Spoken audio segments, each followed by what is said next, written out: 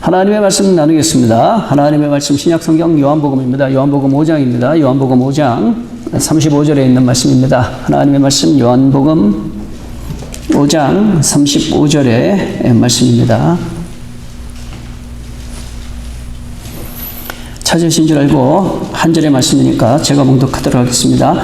요한은 켜서 비추이는 등불이라 너희가 한때 그 빛에 즐거이 있기를 원하였거니와. 아멘. 네, 오늘은 요한의 등불과 그 개똥벌레라는 제목으로 말씀을 나누겠습니다. 제목이 좀 독특하죠. 세례 요한의 등불과 개똥벌레. 네, 도대체 어떤 말씀을 나누게 될까 기대하는 마음으로 잘 함께 듣고 또 그 말씀 가운데 큰 은혜가 있게 되기를 주님의 이름으로 간절히 축원을 드립니다. 오늘 이 말씀은 예수님께서 세례 요한을 보시면서 하신 말씀입니다. 세례 요한을 가르쳐서 세례 요한은 켜서 비추이는 등불이다 이렇게 말씀하셨습니다. 그건 예수님께서 평가해 주신 그 평가요. 그러나 사람이 세례 요한을 평가할 때는 어땠을까요? 세례 요한의 아버지는 우리가 알고 있는 대로 한때는 대제사장의 직분을 감당했었던 바로 그 인물이죠. 그래서 그 해에 제비 뽑아서 하나님 앞에 섬기는 그 섬김에 가장 중요한 위치에서 하나님을 섬기기도 했던 바로 그런 집안에서 태어난 인물이 세례 요한입니다. 아마 그 부모님들도 세례 요한에 대해서 많은 기대가 있었을 거예요. 천사의 계시 속에서 태어난 아들. 얼마나 많은 기대가 있었겠어요. 그런데 그 아이가 커가면서 자꾸만 광야로 가더니 어느 순간인가는 사람 같지 않게 그렇게 살아가는 그 모습을 봤을 때 그 부모의 모습을 한번 상상을 해보세요. 제사장에게 있어서 율법이라는 것은 정말로 중요한 것인데 율법에 능통한 제사장 집안의 아들로서 우리가 아는 대로 세례 요한은 화려한 제사장의 옷을 입고 살았나요? 아니면은 세례 요한의 옷은 무엇이었나요? 세례 요한의 옷은 낙타 가지고 옷이었습니다. 제사장 집안에서 율법에 능통한 집안에서 그 낙타가 의미하는 것은 정말로 끔찍한 거예요. 성경에 보면은 낙타는 굽도 갈라져 있고 하지만 색임질을 하지 않기 때문에 부정한 짐승이라. 그래서 부정한 짐승으로 그렇게 여겨지게 되죠. 또 그 가죽 옷을 입기 위해서는 생명이 죽어야 되지 않습니까? 죽은 낙타라고 한번 가정을 해보세요. 낙타만 해도 부정한데 죽은 낙타 그리고 그 죽은 낙타의 가죽 그거를 생각을 해보세요. 부정하고 또 부정한 바로 그것을 겉옷 삼아서 살았던 인물이 세례 요한인 거예요. 화려한 집이 있었습니까? 남들이 먹지 못하는 화려한 음식을 먹고 살았습니까? 우리가 아는 대로 세례 요한은 기이한 삶을 살아갔던 사람이죠. 그의 주식은 메뚜기였다. 상상이 되세요? 메뚜기 먹고 사는 사람? 그리고 간혹 가다가 발견되는 야생꿀. 간혹 발견되는 그 야생꿀이 있으면 하나님 주신 귀한 서비스라고 생각을 하고 그 꿀을 따먹으면서 살았던 인물이 세례 요한이죠. 사람이 볼 때는 어떤 사람들은 그랬을 거예요. 미쳤다고 그렇게 이야기했을 거예요. 그 아버지의 직분 그대로 이어받아서 화려한 성전에서 얼마든지 섬길 수 있는데 그런 거 다 뒤로 한 채로 왜 저러고 사냐? 왜 저러고 사람도 없는 광야에 가서 저러고 사냐? 그리고 세례라고 하는 그것은 제사장이 해야 되는 역할이 아니죠. 그때 그 제사장의 역할은 지성소에 들어가서 향을 피우는 일이었고 하나님 앞에 예물을 드리는 일이었는데 이 사람은 어떻게 된 건지 맨날 요단강가에 가서 사람들에게 때밀이나 하고 있는 것처럼 그렇게 살아가는 사람. 바로 그가 세례 요한이었죠. 사람들이 볼 때는 뭐라고 평가했겠어요? 왜 저러고 사냐라고 평가를 했겠죠. 그러나 예수님의 평가는 달랐습니다. 예수님은 그 세례 요한을 가르쳐서 뭐라고 그랬습니까? 꺼진 등불이라고 말하지 아니하시고 그는 켜서 비추는 등불이라고 이렇게 말씀을 하신 거예요. 예수님의 그 말씀은 칭찬일까요? 꾸지람일까요? 우리는 얼마든지 할 수가 있죠. 그것은 칭찬입니다. 세례 요한이 잘하고 있다라는 예수님의 칭찬인 거예요. 그가 잘하고 있다. 그가 멋지게 자기의 역할을 감당하고 있다 하는 그거를 예수님께서 인정하신 바로 그거 아니겠어요. 근데 예수님 시대에 동시대에 살았던 가룟 유다 같은 경우를 보세요. 그 가룟 유다 같은 경우에는 예수님께서 이렇게 평가를 하시죠. 마가복음 14장 21절에 있는 말씀을 보면 인자는 자기에 대하여 기록된 대로 가거니와 인자를 파는 그 사람에게는 화가 있으리로다. 그 사람은 차라리 나지 아니하였더라면 자기에게 좋을 뻔하였느니라 하시니라. 이런 사람도 있는 거예요. 차라리 태어나지 않았더라면 훨씬 나을 뻔했다. 이런 사람도 있는 거예요. 똑같은 예수님이 평가하신 거예요. 가룟 유다에게는 차라리 안 태어났으면 더 나을 뻔했다. 이렇게 말씀하시는데 세례 요한에게는 그는 켜서 비추는 등불이다라고 이렇게 말씀을 하세요. 홍포의 부자를 생각을 해보세요. 세상에 사는 동안에는 남들 부러워할 만큼 화려한 삶을 살았던 사람이지만 이름 하나 남아있습니까? 홍포의 부자 이름 알고 계시는 분 계세요? 그렇게 화려하고 남들 부러워하는 삶을 살았지만 이름이 뭔지도 몰라요. 그러나 거지로 살았지만 나사로 그러면 우리는 알고 있죠. 홍포의 부자의 집 앞에서 구걸하면서 얻어먹으면서 거지로 살았던 헌데알턴 나사로. 그렇지만 성경은 우리들에게 평가하잖아요. 누가 성공적인 삶을 사는 사람입니까? 홍포의 부자가 성공적인 삶을 살은 거예요? 아니면 거지같이 거지로 살았다 할지라도 나사로가 귀한 사람인 거예요. 나사로가 귀한 사람인 거예요. 거지로 살았지만 그에겐 이름이 있잖아요.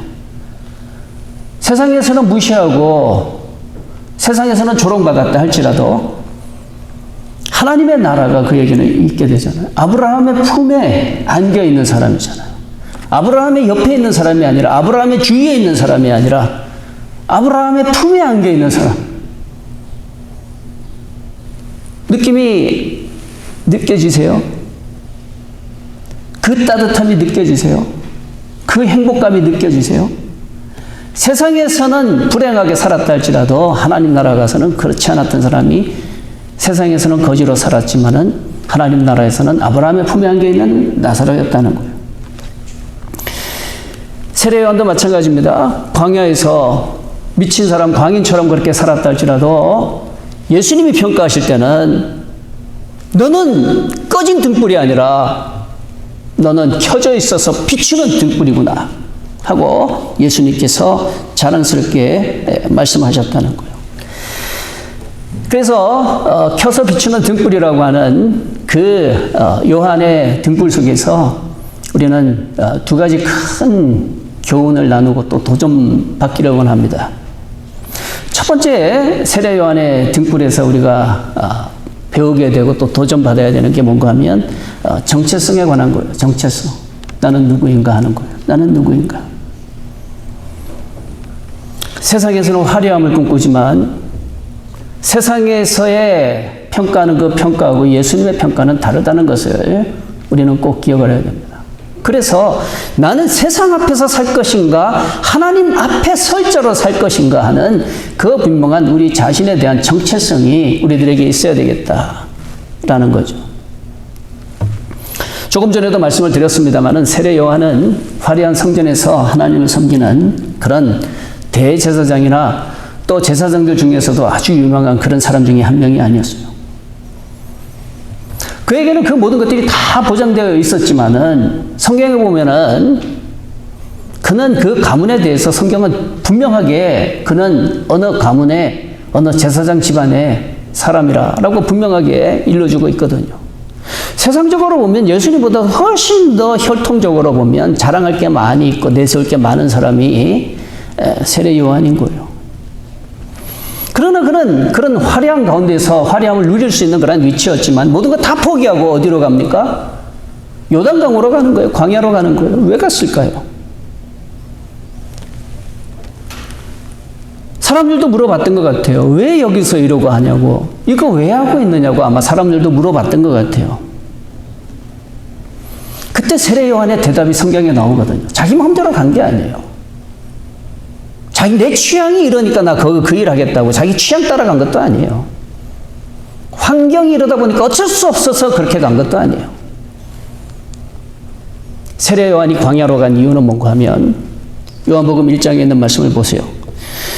요한복음 1장 31절에 있는 말씀을 보면 나도 그를 알지 못하였으나 내가 와서 물로 세례를 베푸는 것은, 자 여기 나오죠. 내가 와서 물로 세례를 베푸는 이유, 내가 왜 여기서 이러고 사느냐, 내가 왜 여기서 이러고 있느냐, 그 이유가 여기 나오잖아요. 내가 이렇게 물로 세례를 베푸는 그 이유와 목적이 나오잖아요. 그게 뭡니까? 내가 와서 물로 세례를 베푸는 것은 그를 이스라엘에 나타내려 함이라 하니라. 그를 나타내기 위해서 내가 이 일을 한다. 나를 드러내고 나를 나타내기 위해서가 아니라, 사람들에게 대접받고 싶어서 그런 것이 아니라, 사람들에게 인정받고 싶어서 그런 게 아니라, 남들보다 더 잘나 보이고 싶어서 그런 게 아니라, 내가 이렇게 물로 세례를 베푸는 것은 나를 나타내기 위해서가 아니라 그를 나타내기 위함이라. 그를 나타내야 된다. 계속해서 33절에 있는 말씀을 보면 이런 세례 요한의 고백이 나오죠. 나도 그를 알지 못하였다. 나도 그를 알지 못하였으나 나를 보내어 물로 세례를 베풀라 하신 그 이가, 자, 이 부분 보시면 알 수가 있죠. 세례 요한이 괜히 요단강으로 간 겁니까? 자발적으로 간 거예요. 물론 자발적으로 갔죠. 그러나 자기 생각대로 자기 주장대로 간 게 아니죠. 누군가 가라 그랬던 거예요. 누군가 가라. 누가 가라 그랬을까요? 하늘에 계신 하나님께서 가라라고 그렇게 말씀을 하신 거예요. 주님, 저는 성전에서 해야 될 일이 많은데요. 우리 아버지가 대제사장 출신이었고 나도 그 일을 맡아서 해야 될 일이 많은데요. 나보고 광야로 가라고 그러시나요? 그럼에도 불구하고 하나님은 세례 요한에게 너 모든 그 제사장의 화려한 직분 다 버리고 너 광야로 가라. 요단강으로 가라. 라고 그렇게 말씀을 하신 거예요. 왜 가야 되나요? 했을 때 하나님이 이런 계시를 주셨다는 거예요. 계속해서 말씀을 보면은 나를 보내어 물로 세례를 베풀라 하신 그분이 나에게 말씀하시되 성령이 내려서 누구 위에든지 머무는 것을 보거든 그가 곧 성령으로 세례를 베푸는 이인 줄 알라. 그가 누군지 아직은 모르는 거예요. 좌우지간 세례를 베풀고 있으면 어느 누군가 한 사람에게 성령께서 임하시는 것을 네가 보게 될 거다. 네가 보게 되면은 그 사람을 네가 찾게 되거든. 너네 이제 증거를 하고 다녀라. 그가 성령으로 세례를 주실 그리스도이시다. 그거를 네가 사람들에게 알려라. 그분에 대해서 그분을 기다리고 그분을 발견하면은 그분을 전해라. 그래서 그는 그 명령 받고 요단강으로 간 거예요. 34절에 있는 말씀을 보면 내가 보고 그가 하나님의 아들이심을 증언하였노라. 내가 보니까 예수라고 하는 그분이 세례받으러 오셨는데 정말 그분이 세례를 받는 그 순간에 하늘이 열리면서 성령께서 비둘기처럼 그분의 머리 위에 임하는 것을 세례 요한이 보았다는 거예요. 아, 이게 거짓말이 아니었구나. 하나님이 나한테 하신 말씀이 거짓말이 아니었구나. 그때부터 그는 증거하기 시작을 하는 거예요. 저분은 세상에 죄를 지고 가시는 하나님의 어린 양이시다 하고 막 증거를 한 거예요. 이렇게 보면 세례 요한이 왜 요단강으로 갔었던가, 그는 왜 세례를 주었던가 하는 그 이유와 목적이 분명하게 나오죠. 누구 때문에 간 겁니까? 한 사람을 위해서 간 거예요. 한 분을 위해서 간 거예요. 그 한 사람이 누군가요? 그 한 명이 누군가요? 세상 사람들이 조롱하는 나사렛 목수의 아들, 목수 아들 출신 예수, 그 예수를 그는 증거를 하기 시작을 하는 거예요. 그렇다고 해서 그분을 잘 증거하고 했다고 해가지고 하나님께서 막 세례 요한에게 막 복을 막 부어주셨던가요? 우리 성도는 어떻게 생각하세요? 그렇게 순종하고 충성했는데 하나님께서 막 복을 부어주시던가요? 세례 요한의 마지막은 어떻게 되나요? 세상에서 복 받는 사람입니까? 세상에서 찌질해도 복이 없이 살았던 사람입니까? 세상에서는, 세상의 가치로 볼 때는, 세상의 정체성으로 따져보면 찌질해도 복 없는 사람, 찌질해도 재수 없는 사람, 쓸데없는 일 한 사람, 바로 그가 세례 요한인 거예요. 그러나 예수님은 그렇게 말씀하지 않습니다. 세례 요한은 켜져 있어서 비추는 등불이다라고 이렇게 말씀하세요. 꺼진 등불이라고 말씀하지 않으세요. 환하게 비추고 있는 등불이라고 그렇게 말씀을 하신 거예요.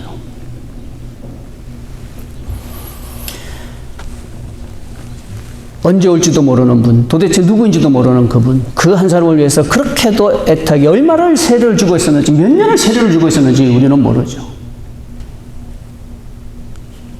그러나 우리가 아는 대로 예수님께서 30살 정도 되셨을 때부터 사역하신 것을 우리가 생각을 한다면 세례 요한은 오랜 기간 아마 그 요단강에서 그분이 이제 나오실까 저제 나오실까 하면서 한 사람 한 사람에게 세례 주면서 기다렸을 거예요. 그리고 한 사람 한 사람 올 때마다 함부로 세례 줬겠어요? 누군지도 모르는 그분을 기다리는데 한 명 한 명 세례 주면서 그냥 줬겠어요? 행여나 이 사람이 그분일까 하는 마음으로 정성을 다해서 세례 주지 않았을까요? 바로 그가 세례 요한이었다는 거예요. 이런 세례 요한을 보시면서 예수님께서는 칭찬을 하시는 거예요. 여인이 낳은 사람 중에 저보다 더 큰 이가 없다. 여인이 낳은 사람 중에 저보다 더 큰 이가 없다. 라고 하나님 예수님께서 칭찬을 하신 거예요. 우리가 세상 가치대로 세상 기준대로 쓸데없는 일 하다 간 사람이 아니에요. 실컷 이용만 당했던 사람이 아니에요. 그는 정말로 켜져 있어서 비추는 등불이었다라는 것이죠. 우리 성도 여러분, 이런 말씀을 통해서 우리 도전받기를 원합니다. 나는 지금 어떤 삶을 살고 있는가? 나는 과연 켜져 있는 등불의 역할을 하고 있는가? 나는 꺼져 있는 등불인가? 하는 것을 우리가 한번 이 시간에 한번 생각해 볼 수 있게 되기를 바랍니다. 혹시 하나님께서 내게 주신 것이 너무 작고 초라해서 목사님, 성경에는 하나님께서 다 달란트를 주셨다고 그러는데 나한테는 아무 달란트를 안 주신 것 같아요. 고민해 보지 않으셨어요? 또 겨우 내가 받은 달란트가 뭔지 알았는데 너무 자꾸 초라해가지고 원망이나 불평해 본 적은 없으세요? 하나님 겨우 나한테 이거 주시고 충성하라 하십니까? 겨우 이거 주시고 충성하라 하십니까? 지금 내 처지를 이렇게 만들어 놓고 나보고 충성하라 하십니까? 혹시 그런 생각 해보신 적 없으세요? 세례 요한의 등불을 한번 우리가 생각해 볼 수 있게 되기를 바랍니다. 세례 요한의 등불은 지성소 안에 갖추어져 있어서 불을 밝히는 금촛대와 비교할 수 없는 초라한 등불이에요, 등불. 지성소에 있는 화려한 금촛대하고 비교할 수 없는 너무 초라한 거예요. 화려한 성전하고 비교했을 때는 아무것도 없는 빈 광야에서 흘러내려가는 시냇물 도구 삼아서 세례 주던 사람이었어요. 원망하고 불평하려고 그러면 세례 요한만큼 불평하고 원망할 사람 또 있을까요? 하나님 요거 주시면서 일하라고 하십니까? 나한테 이렇게 주시면서 뭘 하라고 하시는 겁니까? 얼마나 그런 원망과 불평이 많았겠어요.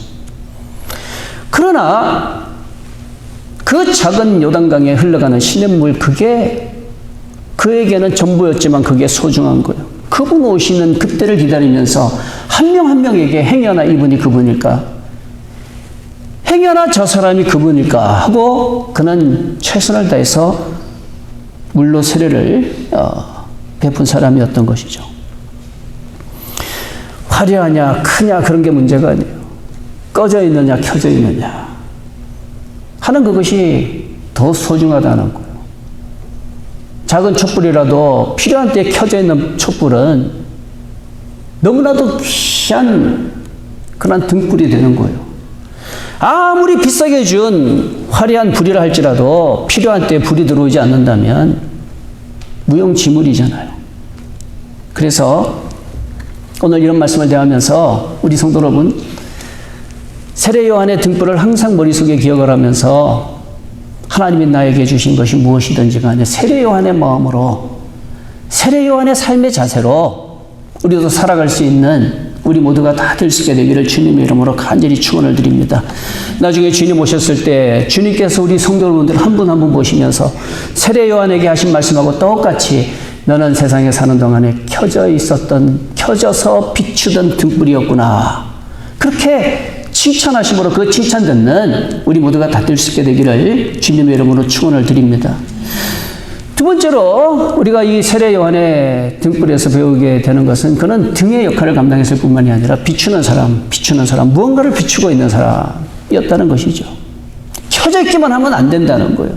켜져 있다고 다 되는 것이 아니라 무언가를 비추어야 된다라는 것입니다. 좀 더 구체적으로 말하면 성령이 비둘기처럼 내려오시는 그분을 발견하는 그것만으로 되는 게 아니라는 거예요. 그분을 발견하고 나면 그 다음 해야 되는 일이 있죠. 뭡니까? 그가 바로 성령으로 세례 주는 그리스도인 줄 알라. 그때부터 세례 요한은 뭐라 그래야 됩니까? 그분을 보면서 저분이야말로 하나님께서 우리를 위해서 보내신 하나님의 아들 그리스도시라고 그렇게 비추는 거예요.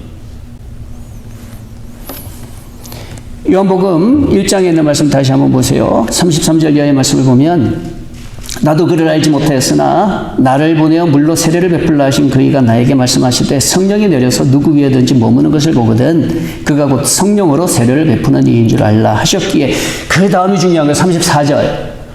34절에 있는 말씀을 보면 내가 보고 그 다음이 나오죠.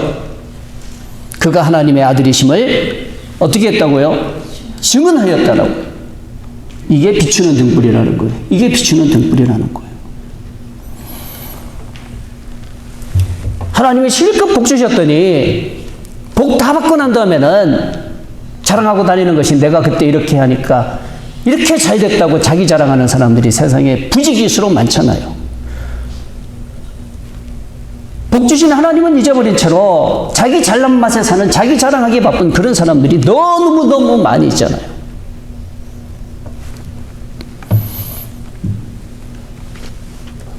우리 사람들에게 숨어있는 자기 공명심이라고 하는 거. 이것 때문에 수많은 사람들이 잘 살아놓고 마지막에 가서 실패하고 망쳐버린 그러한 인생이 되잖아요. 하나님께서 중세교회에 그렇게 복을 주셨더니 중세시대의 유럽의 교회들이 너무너무 화려하게 잘 지어졌잖아요. 그러나 후세의 사람들은 그 화려한 건물들을 보면서 저기 저 위에 있는 저 십자가 달려있는 저 탑 보이세요? 저 이름이 뭔지 아세요? 저 이름은 버러타워라고 하는 겁니다. 버러타워. 왜? 저게 왜 버러타워라고 그래요? 그랬더니 그 당시에 저 건물 지으려고 버터 장사해가지고 이 버터 먹으면은 천국 간다 그래가지고는 그래가지고 사람들이 정신없이 그 버터 사다 먹으려고 그냥 거짓 선전에 속아가지고 버터 팔아먹고는 그 버터 팔아먹은 그 돈으로 저 타워를 세운 거랍니다. 하나님의 영광은 아무데도 없는 거예요. 세상에서 조롱거리가 되어버리는 거예요. 하나님께서 귀한 맛있는 소금으로 만들어 두었더니 자기 자랑하기에 바빠가지고 맛을 싹 잊어버린 거예요. 맛있는 소금처럼 아무데도 쓸데없어서 밖에 버려져서 사람들에게 밟히게 되었느니라. 그런 경우가 너무너무 많이 있잖아요. 실컷 성공해놓고 마지막에 가서 그냥 망쳐버리는 인생. 그러나 세례 요한은 그분을 발견하고 난 다음에 내가 보고 그가 하나님의 아들이심을 증언하였노라. 이게 우리들에게 소중한 교훈인 줄 믿습니다. 사람들은 뭐 누구나 할 것 없이 다 자기 드러내고 싶고 자기 자랑하고 싶고 자기 유명해지고 싶어하는 그런 마음은 누구든지 다 있는 거예요. 이거는 본능과 같은 겁니다. 아담과 하와가 왜 선악과 먹었다고 생각을 하세요? 우리 성도분 아담과 하와가 왜 선악과를 먹었습니까? 심심해서 먹었습니까? 그렇지 않아요. 아담과 하와의 마음속에 있는 그 생각이 우리들에게 똑같이 있다고요. 그게 뭔가 하면 하나님처럼 되고 싶어 하는 거. 누가 더 잘나 보이고 싶은 거예요? 누가 더 유명해지고 싶은 거예요? 하나님보다 내가 더 유명해지고 싶은 거예요. 하나님보다 내가 더 돋보이고 싶은 거예요. 하나님보다 내가 더 화려하게 보이고 싶은 거예요. 바로 그 마음이 우리들 속에 있다는 거예요. 그러다가 내가 남들보다 조금 못하게 느껴지잖아요. 그때부터 우리들 속에는 막 죄악의 찌꺼기들이 막 발동을 하게 되죠. 질투심, 시기, 질투, 미움, 불평, 원망, 막 이런 것들이 막 생겨나잖아요. 왜 그렇습니까? 내 자존심이 구겨졌다고 생각하니까. 저 사람에 비해서 내가 더 못나게 느껴지니까. 그래서 사람들은 다 자기 잘난 맛에 살려고 하는 그런 세상인데, 세례 요한의 등불은 그렇지 않다는 거예요. 자기를 위해서 비추는 등불이 아니라는 거예요. 누구를 위해서 비추는 등불입니까? 그분을 위해서 비추는 등불이었다라는 것이죠. 이건 우리들에게 굉장히 중요한 그런 내용인 줄 압니다. 지난 주간에 성경 말씀 보면서 참 가슴이 좀 먹먹해지는 그런 사건이 있었습니다. 오늘 말씀하고도 연관이 있는데, 세례 요한이 그렇게 자기가 다 모든 거 포기하고 요단강 가가지고 세례 주면서 이분이 그분일까 저분이 그분일까 그러면서 수많은 사람에게 세례를 베풀면서 행여라도 성령이 임하시는 그분 얼마나 찾고 찾았습니까? 나중에 예수라고 하는 그분이 떡 찾아오는데 보니까 정말로 말씀하신 대로 그분의 머리 위에 성령이 내리시는 거예요. 그리고 그분을 증거하기 시작을 한 거예요. 내가 보고 그를 증언하였노라. 사람들에게 여러분 바로 저분입니다.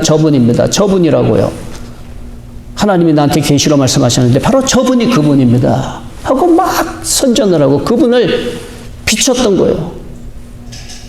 그분을 쫙 비추고 나니까 성경 말씀이 어떤 내용이 나오는가 하면 사람들이 다 누구에게 가버려요?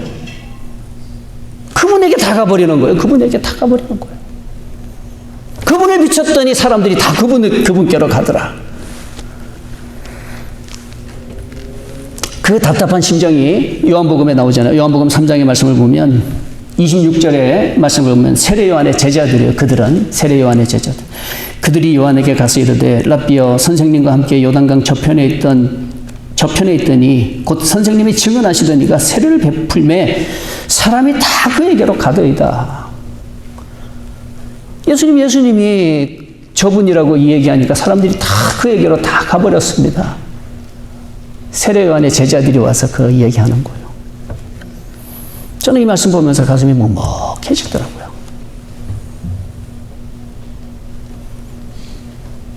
내가 만일에 그때 세례 요한이었다면, 내가 만일에 그때 세례 요한의 제자 중에 한 명이었다면 나는 어땠을까? 우리 성도님 한번 생각을 해보세요. 집에 가서 한번 묵상을 해보세요. 거기서 얼마나 많은 은혜가 되고 얼마나 많은 도전이 되는지 몰라요. 내가 옆에 있는 한 교회의 어느 목사님이 설교를 너무 잘한다고 야, 우리 동네에 진짜 설교 잘하는 목사님이 계신다고, 진짜 유능한 목사님이 계신다고 막 그분을 띄웠더니 교인들이 싹 그 교회로 가버렸어요. 그랬을 때 내 마음은 어땠을까? 그랬을 때 우리 교회 장로님, 권사님들은 나한테 뭐라고 그러실까? 목사님이 왜 그 다른 교회 막 칭찬해가지고 교인들 다 그리로 가버렸잖아요. 그랬을 때 그 분위기가 조금 연상이 되세요. 세례 요한의 제자들도 얼마나 허무하겠어요. 일단 세례 요한의 제자들 보면서 참 많은 것을 또 생각을 합니다. 저분이 진짜라고 따랐는데 정말로 청렴 결백하신 분이라고, 자기를 위해서 사는 분이 아니라 정말 하나님의 영광을 위해서 사는 분이라고 생각을 해가지고 그 세례 요한을 따라다녔는데 어느 순간인가 하는 말이 내가 아니라 저분이라고. 또 사람들은 전부 그분에게로 다 가버렸을 때에 그렇게 세례 요한과 함께 수고하고 일했던 그 사람들의 마음은 어떻겠냐고요. 또 세례 요한의 마음은 어땠을까요? 주님이 이렇게 충성하고 열심을 낸 결과가 이겁니까, 하나님? 나를 이렇게 만들려고 이렇게 하신 겁니까? 왜 그런 불평이 안 나오겠어요? 그러나 성경 말씀을 보면 세례 요한은 진짜 예수님께서 칭찬하신 너는 꺼진 등불이 아니라 너는 켜져서 비추는 등불이구나. 그 말씀을 하실 만한 인물이 정말 세례 요한인 것 같아요. 제자들의 그런 푸념 앞에 세례 요한이 대답을 합니다. 뭐라고 대답합니까? 29절 이하의 말씀을 보세요. 신부를 취하는 자는 신랑이나 서서 신랑의 음성을 듣는 친구가 더 크게 기뻐하는 거 아니냐. 나는 이런 기쁨으로 충만하였노라. 들러리로 기뻐하겠다는 거예요. 들러리로 기뻐하겠다. 신랑의 입장에서 기뻐하는 것이 아니라 신부의 입장에서 기뻐하는 것이 아니라 들러리의 입장에서 나는 기뻐하겠다라고 그렇게 얘기하는 거예요. 그 다음 30절에 나오는 말씀 대단하지 않습니까? 그는 흥하여야 하겠고 나는 쇠하여야 하리라. 간도 쓸개도 없는 사람처럼 느껴지지 않나요?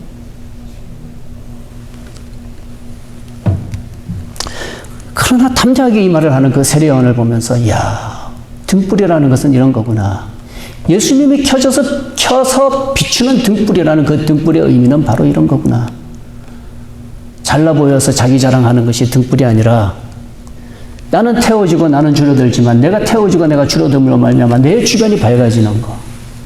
바로 그게 등불의 역할 아니겠어요? 자기 자랑하려고 불 켜는 게 아니잖아요. 어둠을 밝히려고 하는 그것이 등불의 역할이잖아요. 어떻게 보면은 가장 어두운 데가 어디입니까? 등잔 밑이라고 그러잖아요. 가장 어두운 데가 등잔 밑이라고 그러잖아요. 바로 그게 등불이라고요. 만일 세상이 전부라면 이용만 당하다가 간 사람, 실컷 이용만 당한 사람, 그 사람이 세례 요한인 것이죠. 그러나 그렇지 않습니다. 그렇지 않아요. 하나님 나라가 있는 우리들에게는 그렇지가 않아요. 세상이 전부라면 세상에서 가장 불쌍한 사람이에요.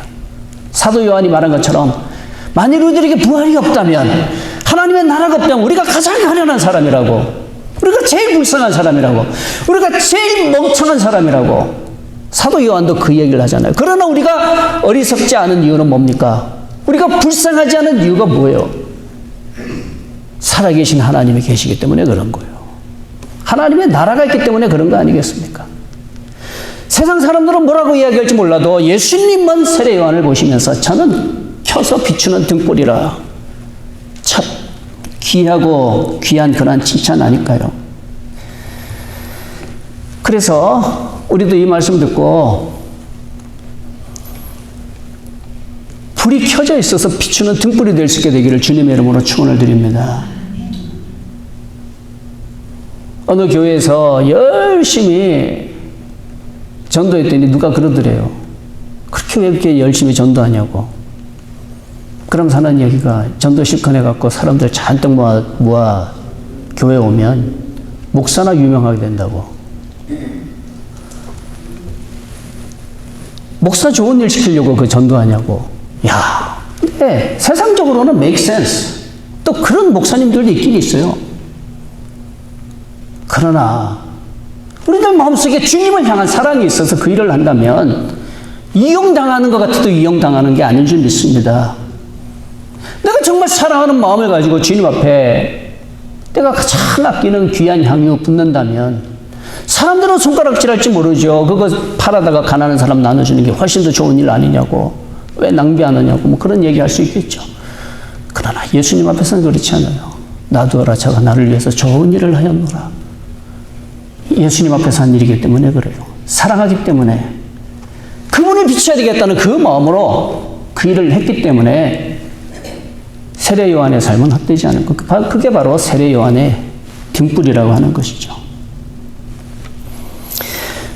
마지막으로 오늘 제목이 요한의 등불과 개똥벌레라고 되어 있죠. 이 개똥벌레는 도대체 뭘까요?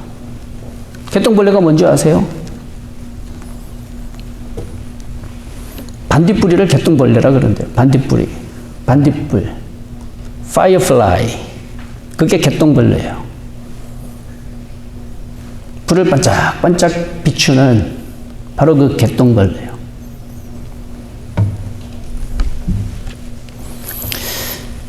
근데 개똥벌레의 불하고 세례 요한의 등불은 엄청난 차이가 있는 거예요.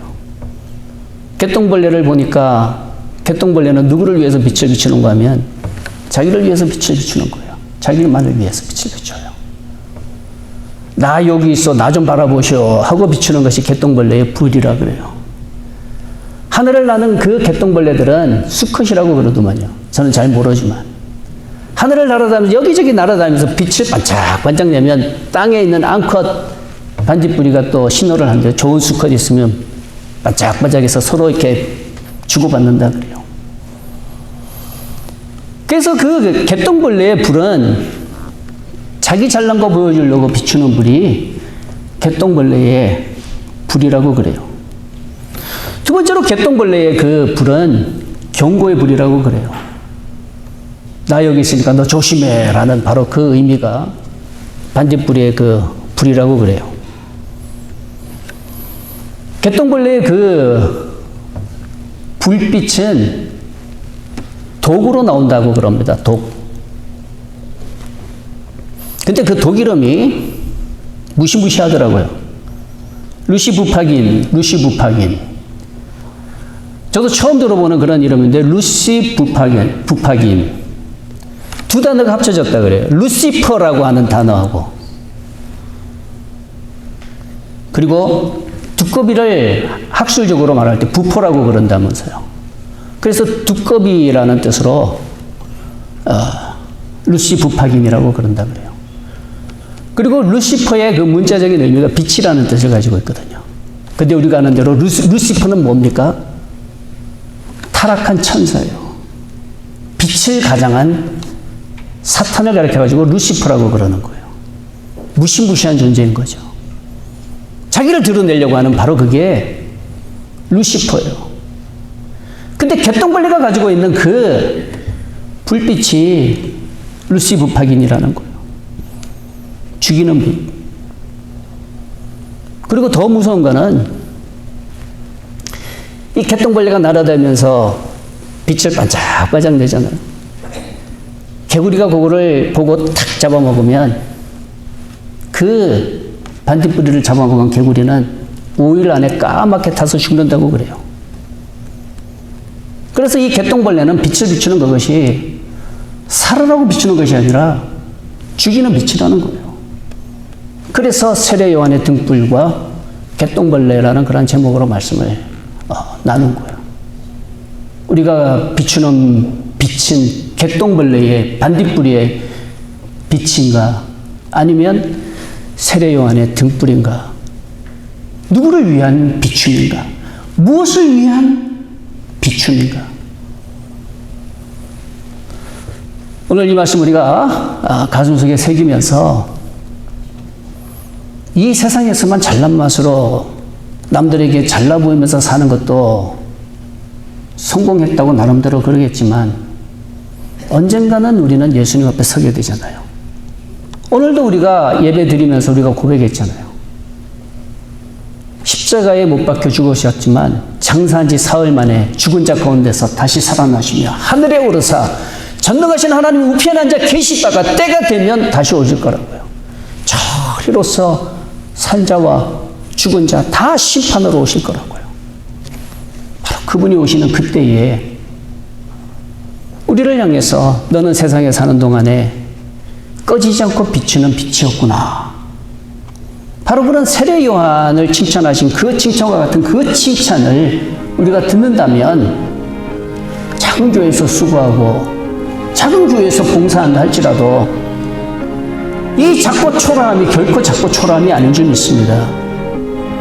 오히려 그런 교회에서도 너는 그렇게 충성을 했느냐고 하나님께서 칭찬해 주실 줄 믿습니다. 누구든지 다 하고 싶어서 누구든지 다 할 수 있어 사는 그 일보다도 누구나 하기 싫은 그 일, 하고 싶지 않은 일이지만